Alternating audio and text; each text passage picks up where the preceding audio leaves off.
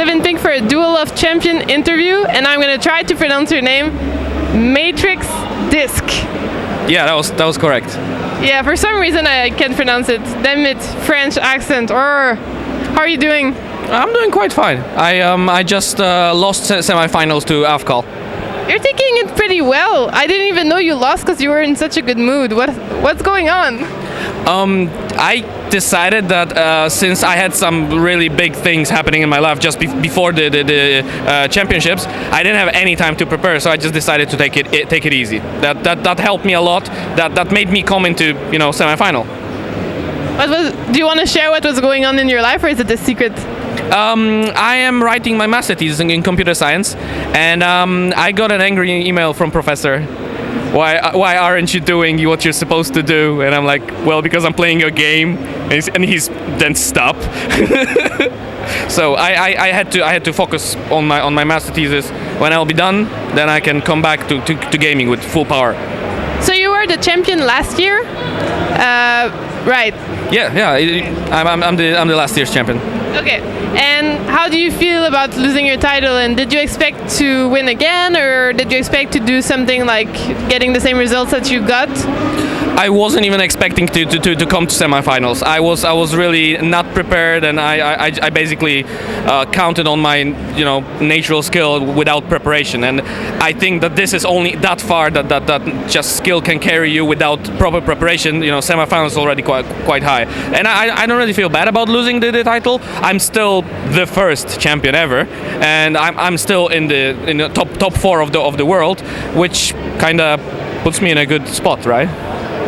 So how would you have prepared if you would have had time? Just more hours, or do you do like strategizing, or how do you build your decks for that?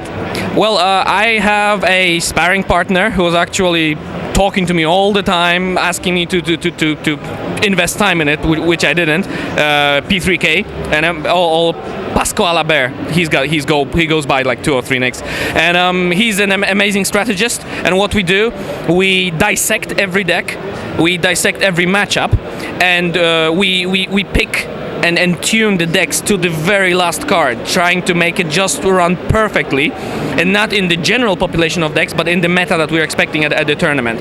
Well, that's exactly what I would have done over the last 2 weeks had I had time. Do you think that the meta for tournaments is similar to the meta from like the general public at high yellow? No, it's quite different. You got a huge amount of rush decks, and all the control decks didn't do really well.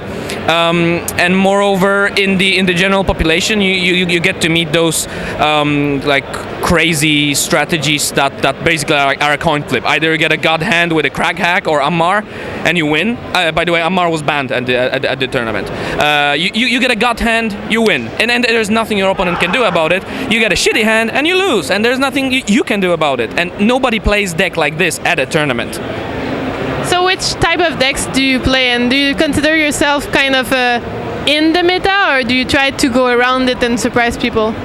I don't like surprising people much, but that was my strategy for this tournament. I'm at heart a control player. I really like treating my life as a resource, trading early advantage in for card advantage, and then just coming back with a board wipe or something like this.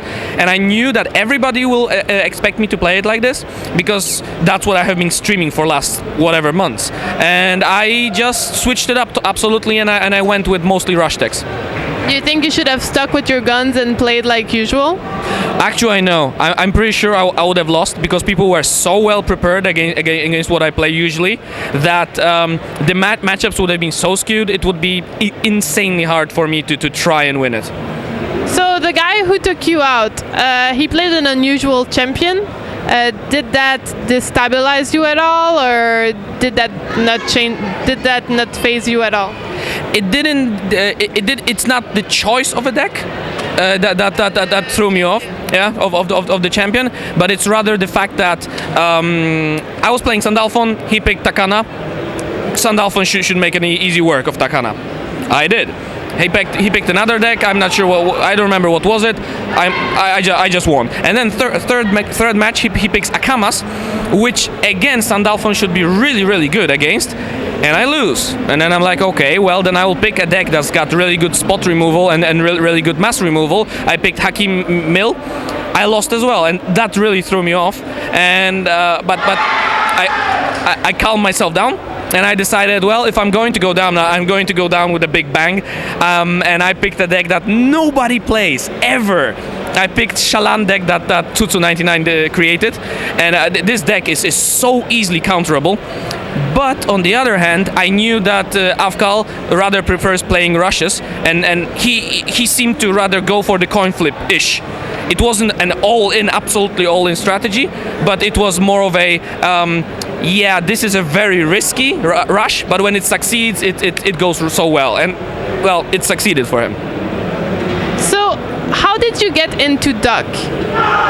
I do not remember, and that's exactly the answer I give always to that question. I think it was some sort of a promotion or some sort of info or voucher that came with one of the Heroes of Might and Magic games. I think 5th or maybe 6th.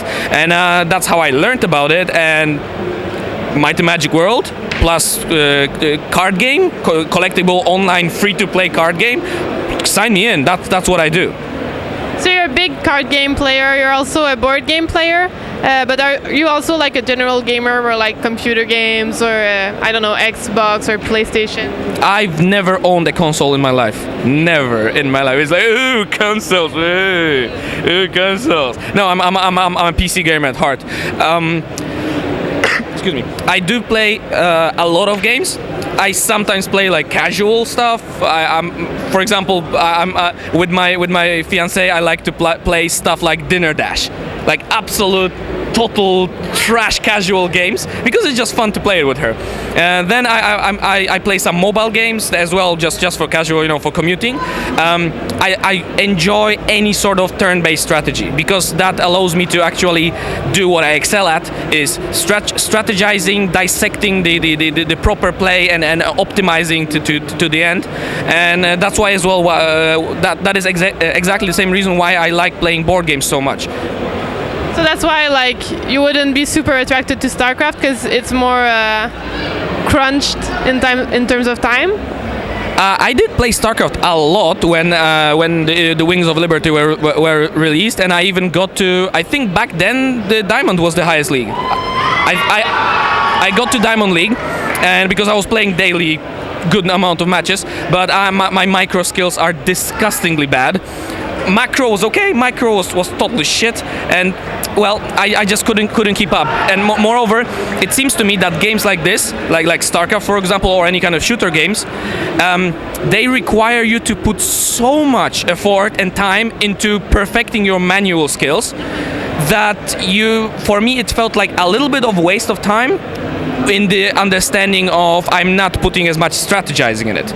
So I do enjoy StarCraft. I used to watch it a lot. Now I watch and I like to play a lot of Dota. Why Dota?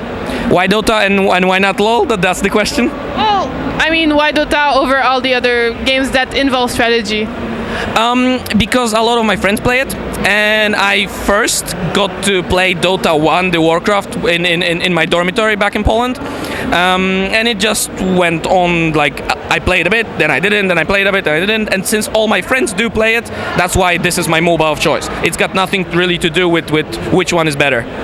And why Duel of Champions rather than Hearthstone or another card game? Duel of Champions is, first of all, it was the first one, obviously after Magic the Gathering, but it was the first like new wave of card games, and it captured me immediately, and I was in the closed beta testing, so I feel like I'm shaping up the game, I'm helping with it, and I'm as well in the VIP testers group as well. I'm putting in a lot of effort in it, and getting the first title really helped me to feel more love to the game.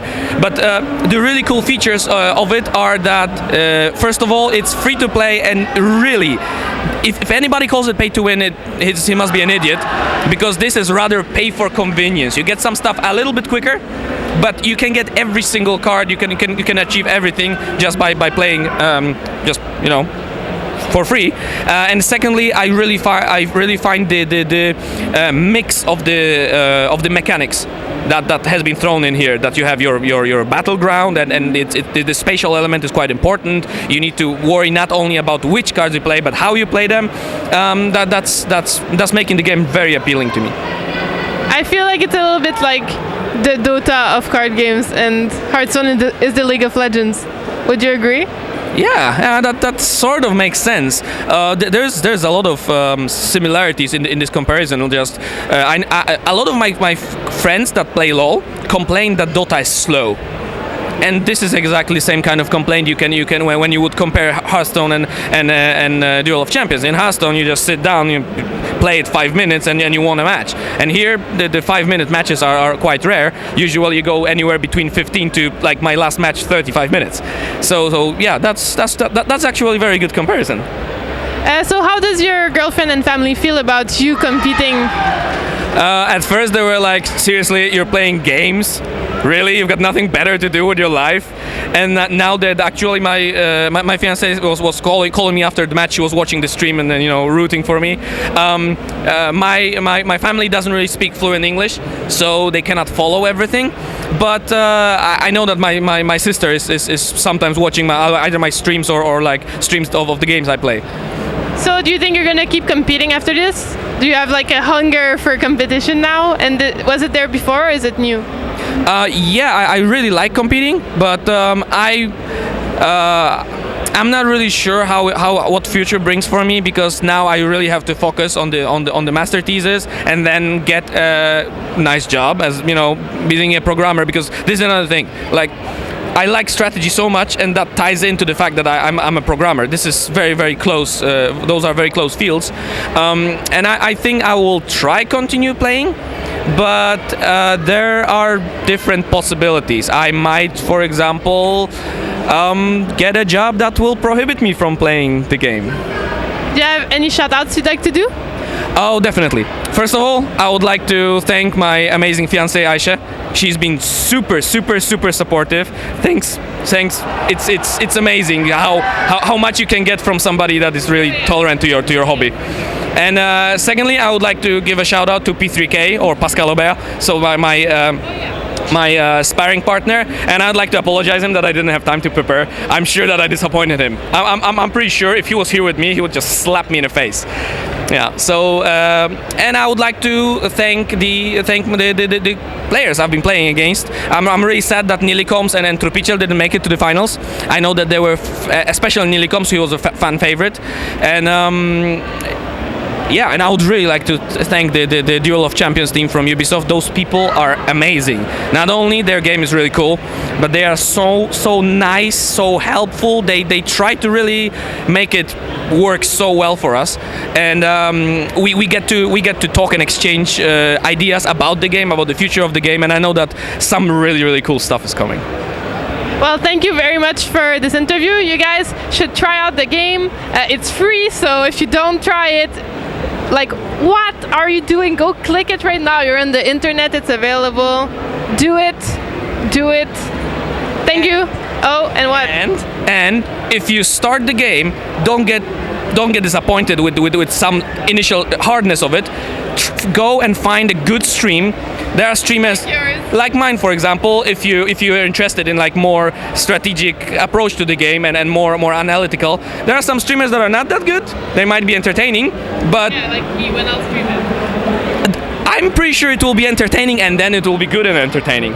Definitely. So watching streams helps so much, and you can learn a lot. And the communities around streams, those people are so insanely helpful.